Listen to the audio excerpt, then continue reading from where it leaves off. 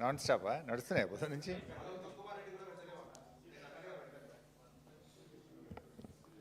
ఇప్పుడు పస ఉండాలి, పెడితే తప్పులేదు, కానీ ఏమన్నా కొత్త పస ఉంటే మంచిగా ఉంటుంది. అందరికి నమస్కారం. నిన్న తెలంగాణ రాష్ట్ర సాధకులు, రాష్ట్ర తొలి ముఖ్యమంత్రి వర్యులు కేసీఆర్ గారు రాష్ట్రానికి సంబంధించి పలు కీలక అంశాల మీద ఆయన మాట్లాడడం జరిగింది. సరే, ఒక బాధ్యతాయుతమైనటువంటి ప్రభుత్వం దాని మీద వారు లేవనెత్తినటువంటి అనేక అంశాలను అయితే నివృత్తి చేయాలి, లేదా వాటి మీద చర్చించి సవరించుకోవాలి, సరి అయిన వివరణ ప్రజలకు ఇవ్వాలి. నిన్న రేవంత్ రెడ్డి గారు అంటే ఎంత మరుగుజ్జు మనస్తత్వం అంటే, కేసీఆర్ గారు 7ంటికి ప్రెస్ మీట్ అయితే ఆయన 9 గంటలకు రాత్రి 9:30కి ఇంట్లో చిట్చాటు పెట్టడం అంటేనే ఆయన ఎంత సంకుచిత మనస్తత్వంతో, ఎంత మరుగుజ్జు మనస్తత్వంతో ఆయన గారు ముఖ్యమంత్రి పనిచేస్తుండో మనకు అర్థమవుతూ ఉంది. సరే, అది ఆయన విజ్ఞత, ఆయనకు వదిలేస్తాం. ఇప్పుడు కేసీఆర్ గారి వ్యక్తిత్వం ఏమో హిమాలయాల పర్వతాలంత ఎత్తుగలిగిన వ్యక్తిత్వం కేసీఆర్ గారిది. రేవంత్ రెడ్డిది ఏమైపోయిందంటే ఒక మరుగుజ్జు మనస్తత్వం, సంకుచిత భావాలు కలిగినటువంటి వ్యక్తి.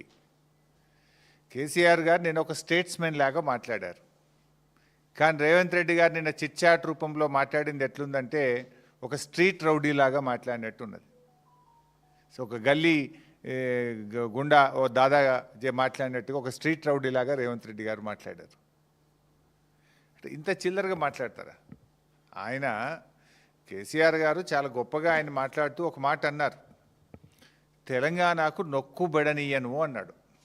తెలంగాణకు నొక్కుబడనీయను అని కేసీఆర్ గారంటే ఈ ముఖ్యమంత్రికి, ఈ సాగునీటి మంత్రికి ఎందుకంత నొప్పి కలిగిందో నాకు అర్థమవుతలేదు. ఎందుకంటే తప్పు చేసింది కనుక మీకు నొప్పి కలిగింది, రాష్ట్రానికి మీరు అన్యాయం చేసింది కనుక, సురుకు దలిగింది కనుక, మీరు సమాధానం లేదు కనుక ఫ్రస్ట్రేషన్లో ఆ చిల్లర మాటలు మాట్లాడినారు. కేసీఆర్ గారి వ్యాఖ్యలతో రేవంత్ రెడ్డి తెలంగాణ ద్రోహిగా నిన్న స్పష్టంగా రాష్ట్ర ప్రజల ముందు కేసీఆర్ గారు నిలబెట్టారు. ఉత్తమ్ కుమార్ రెడ్డి గారు ఉత్తర కుమారుడుగా నిన్న తేలిపోయినటువంటి పరిస్థితి. ఇప్పుడు అనేక అంశాలు మాట్లాడిన నిన్న కేసీఆర్ గారు. అరే, మేమున్నప్పుడు ఫస్ట్ క్యాబినెట్లోనే 2000 రూపాయల పెన్షన్ ఇస్తామంటే ఇచ్చి చూపినాం. మరి నీ 4000 పెన్షన్ ఎందుకు ఇస్తలేవు? ప్రజలకు బాండ్ పేపర్ మీద రాసిచ్చినావు కదా, గ్యారంటీ కార్డు ఇచ్చినావు కదా, 2 ఏళ్ళు అయిపోయింది, 4000 పెన్షన్ ఏమైందని కేసీఆర్ గారు అడిగారు. దానికి సమాధానం చెప్పిండ్రా మీరు? ఎందుకు ఆ చిల్లర మాట్లాడుతున్నారు? మహిళలకు మహాలక్ష్మి 2500 ఇస్తామన్నారు, ఇంకెప్పుడు ఇస్తారు? 2 ఏళ్ళు అయిందని ప్రధాన ప్రతిపక్ష నాయకుడిగా వారు లేవనెత్తారు. What is the answer? ఎందుకు ఇవ్వడం లేదు? కాంగ్రెస్ పార్టీకి అపారమైన అనుభవం ఉన్నది, నిధులు ఎలా సమీకరించాలో, ఎలా ఇవ్వాలో మాకు బాగా తెలుసని ఎన్నికల ముందు చెప్పింది కదా. ఏమైంది మీ అనుభవం?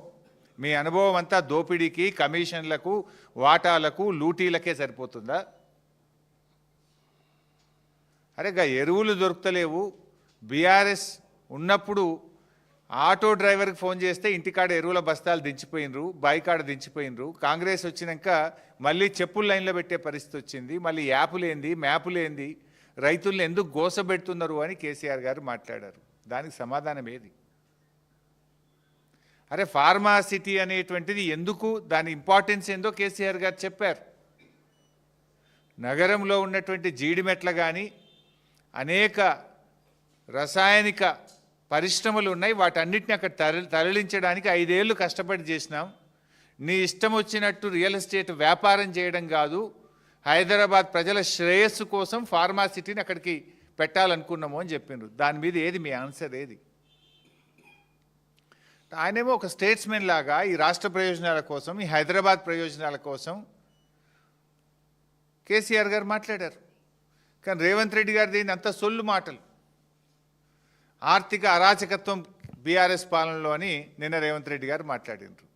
అరే, నిన్నగాక మొన్న నువ్వు గ్లోబల్ సమ్మిట్ పెడితే, గ్లోబల్ సమ్మిట్కి వచ్చిన టోనీ బ్లేర్, బ్రిటిష్ మాజీ ప్రధానమంత్రి గారు ఏం చెప్పిన రేవంత్ రెడ్డి గారు?